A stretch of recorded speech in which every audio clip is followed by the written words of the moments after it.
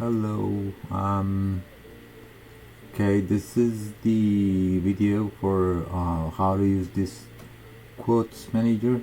Um, it's very simple. Just there are currently all the quotes are added, and if you like to edit any of the quotes, you can just edit it, like double click on it and it will be this window, and then you can see this author quote and enable, disable, and then number.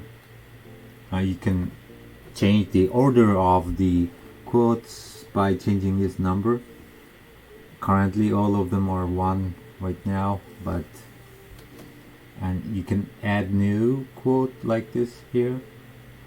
And also if you'd like to delete any old quotes, you can just double click, click on it, and then you can, it will be selected like this, and then you can like highlight it once, and then you can choose delete from here, and then click on this button and it will be deleted. They will be deleted. And also you can, from here you can also choose like enable and disable. If you would like to temporarily disable anything, you can just disable it by choosing disable and click on this button,